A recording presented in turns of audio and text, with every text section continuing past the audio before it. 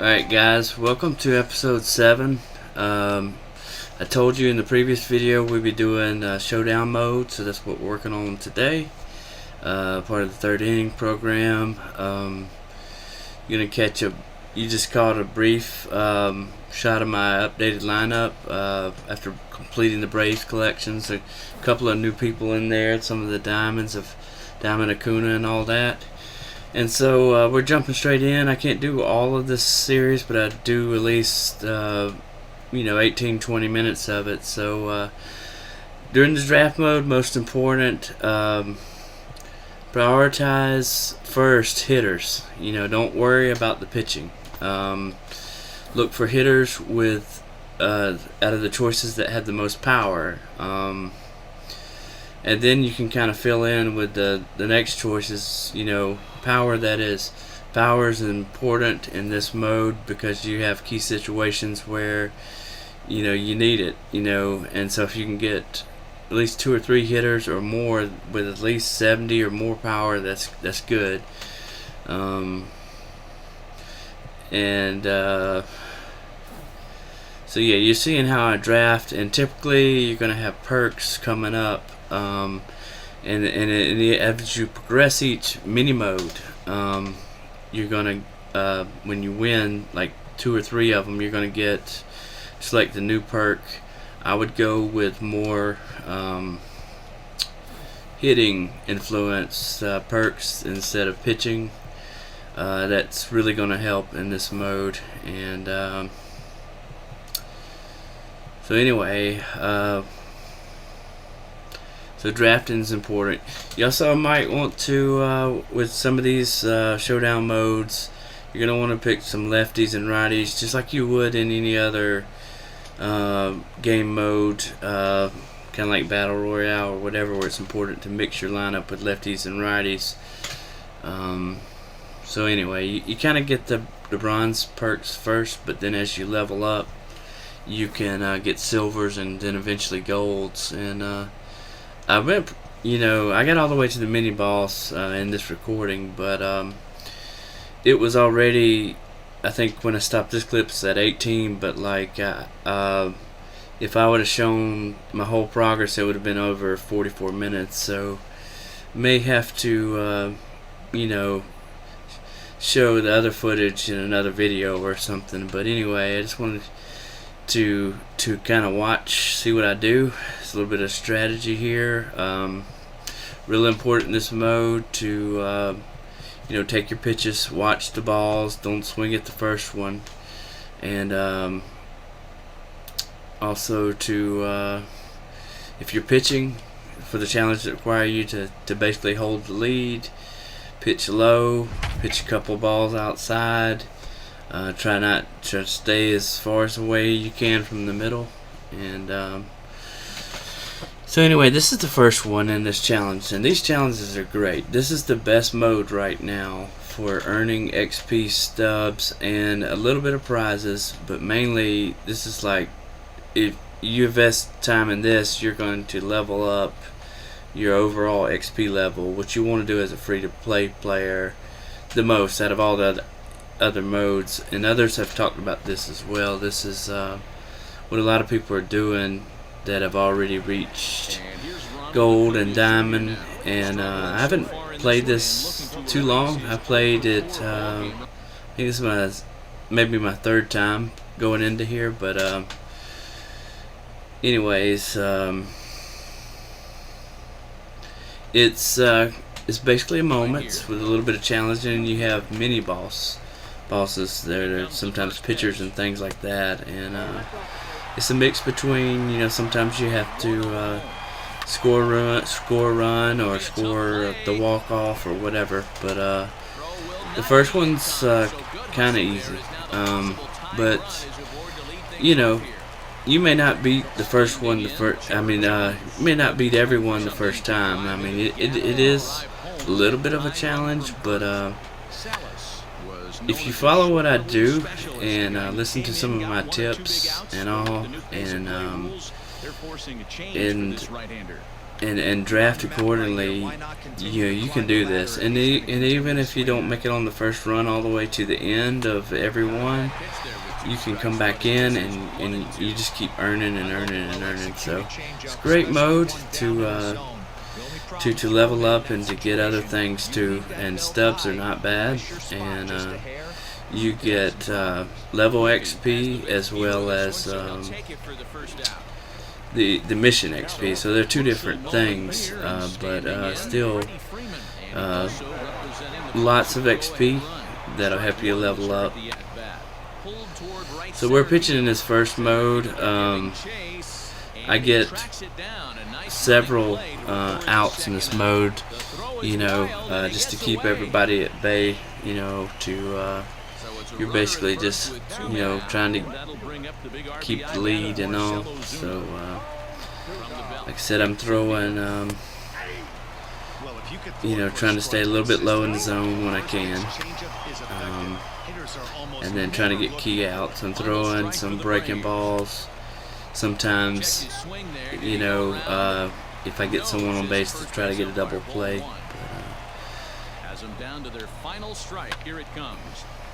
And balls to make them swing,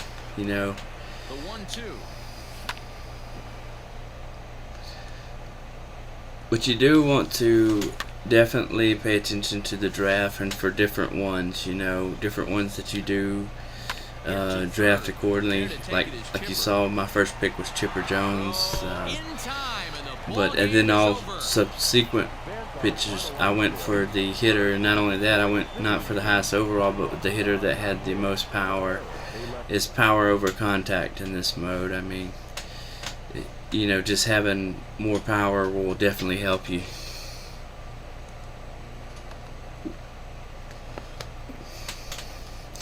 Alright, so that was the first one we got done there. Like I said, I hadn't been playing long, but decent rewards, and you can certainly, some of these you can play this on higher difficulty. A lot of people are playing on veteran.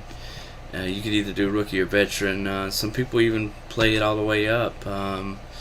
If you play it all the way up, it may take longer. Like, it may take you several tries to run through the whole, to beat it the first time. It just depends on your skill level. But I think if you play it on veteran, you may get more rewards and stuff. But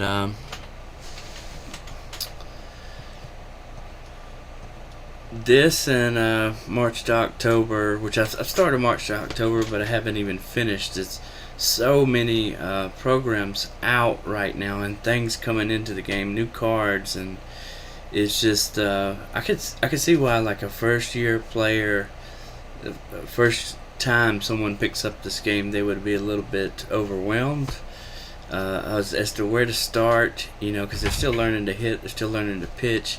And then they go in the Diamond Dynasty and they see all these modes and like, which one do I do to get up faster? So that's what I'm trying to tell you guys, is that Showdown right now is giving more XP, especially if you go up to veteran or whatever, for a lot of their challenges, XP and stubs, and there are some rewards mixed in as you complete more and more of those mini challenges, and then you have the mini boss. The boss battles. So it's what a lot of people are doing right now in the game to level up. The people that are known that are like high diamond level, like I saw one person that was he said he had been doing this and realized later, like, he'd been playing a lot of battle royale and online games when he first got the game, and then he didn't realize that later the showdown mode, playing it, investing a little time in it, was actually more XP and stubs and things that he could get. It's actually better than playing online. Of course, for a lot of people, playing online is more interesting than doing this, and some people really struggle with these moments, but really once you get the key core tips down, you're not chasing a lot of things, you're not swinging at pitches that even if you do happen to make contact, you're not going to have a good success rate on it. and you're just learning the strategies of how to draft and all. Line to the left side, but foul.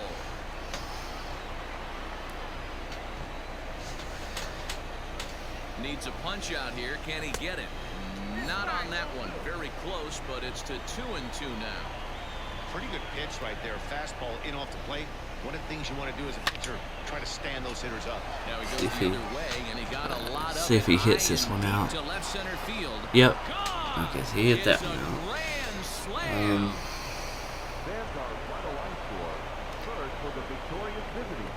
But yeah, for those of you that don't know, just recently this year, I mean, figured out that like the minimum you're looking for as you're getting better cards and you're deciding, you know, just for your lineup, which ones you want. Look for, when you're looking for hitting, look for cards with power of at least 80.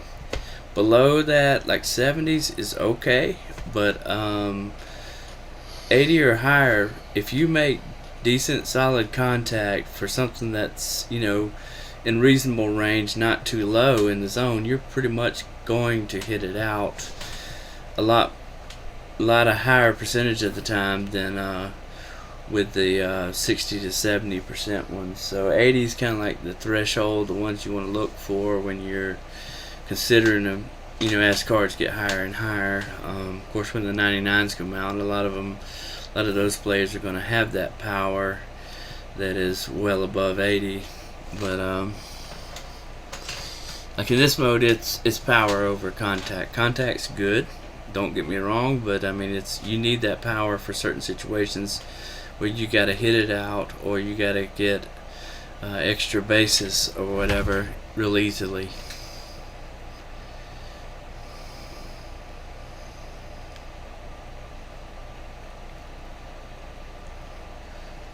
So this one, this third one here, you got to do a walk off. You know, score a couple of runs and win the game. So you don't necessarily have to. I mean, it's great if you just happen to. I think you start out with 3 people on the base. It's great if you're able to hit one out, first couple outs, which you can. And I think in this one, you know, I think I hit a couple just one at a time, so you can do that too. But if you're lucky enough to get a good pitch and get a home run on those first 3 outs, you're gonna, you know, be done right away. But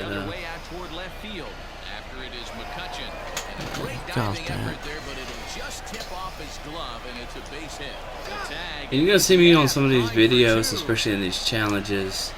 I'm gonna press down on the R3 button a lot, and for these challenges all as I'm hitting, because I want to look at the defensive position, the shifts and all, and know where, you know, maybe if they're shifted way to the right, and I got a hitter that usually hits to the right field as a pull hitter, I'm gonna try to be late and hit it opposite field to have a better chance of getting a base hit. Standing in, Jonathan Scope. He's got a chance to end this one and send these fans home happy if he can get a ball deep enough into the gap. Possible winning run. So this one, this challenge is a tied game. And I think it's hold the lead, and it's you know, to continue to get, you know, and to take the lead. Hit in the air down the right field line. On the move is Harper. He makes the catch, and that'll bring up Gene Segura. He's got a hit in 3 at-bats to this point. He's ready. Here's the first offering. Now a hard liner toward short, but this is yanked down out there at shortstop for the first out. So next to the plate for the Phils, Shane Victorino. He's looking for his 3rd hit of the ball game here. And that's in there for strike 1. Salas was known as a short relief specialist, a guy who came in, got 1 or 2 big outs, but with the new pace of play rules, they're forcing a change for this right-hander. Hit on the ground to short. Jerko has it on to first, and it's a very quick start to the 10th. Already 2 away here. So yeah, this is a newer game mode in MLB 20 the show. You know, that wasn't in, I think, 18 or 19. And you want to take advantage of it because of the speed in which you can level up, which is everything to a free-to-play player. And the stubs are really great too, just for playing a game. I think in most cases it's more stubs than playing 3-inning game of regular Conquest, you know. And some of these, as you can see, the moments are, you know, some of them on a lot of them you can complete really fast. You know, you can spend about 10-15 minutes, like on that one with the where you have to basically score 4 runs, where you could walk off and you have 3 people on base. If you somehow just hit that homer, you've invested maybe 5 or 6 minutes in the game, and you got more XP and more rewards and all. So yeah, that's the home run there. So yep. So that's why you want power. See. Yep. And so for each one, like H3, like I mentioned, you're going to get new perks or whatever. The perks aren't necessarily the most beneficial. The important thing is that you pick the right draft choices, prioritizing hitters with power over everything else. But the perks will help, and especially if you pick the ones that tend to help you with hitting and all.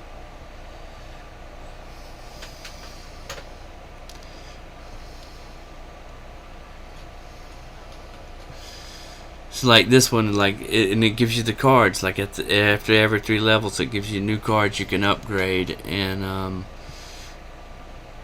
And what I'm doing, I'm going by this. I'm looking at the hitters, and I'm looking at their stats, and I'm picking the ones with power. If it's all pitchers, and you can only pick a pitcher, that's fine to pick whichever one you think is the best there. But when you have a choice of a hitter, take a hitter if he's got really decent power and everything. And I think this is where I kind of leave off. But anyway, as you see, like those points and all you're earning towards the 3rd inning program too. And I think that you actually by playing these, you're actually contributing to your team infinities, progress to those too. So it's a good game mode, and I recommend y'all start playing it and playing it more. And maybe as you rank up more and get a better lineup, then you can later start playing more online. But right now, this is the quickest way, and to get rewards and XP. So and because it's working towards that main XP path quickest right now in the game, that's the ultimate goal, is to get that. It's never easy scoring runs against a closer, but this lineup is setting up perfectly right now as the leadoff hitter leads off this inning. I think this one is, you got the lead and you got to hold on to it. So you do have situations where you got to pitch. It's not all about hitting, but the pitching ones aren't that hard as long as you follow some of the fundamentals in pitching and all. Get your outs. Sometimes if you can't get a hitter out, force them to get like a ground ball or into a double play or to pop one up. Schwarber will have plenty of room as he makes the catch, and there's a big out, number 2. Ready for another shot now. Hanser Alberto so far 2 for 3 in this one. Fouled away. 0-1, here it comes. Coming up on the midnight hour here on the East Coast. And as we're reaching the end of this video, I'm also going to say, play this some, but don't forget about, and this is going to help towards your team infinities, but work on those too, because there's some great cards coming, especially in stage 2, and there's just great cards in stage 1 as the free-to-play player. Anyways, guys, thanks for watching. Continue to keep up with me, and I'll see you on the next video. Thanks.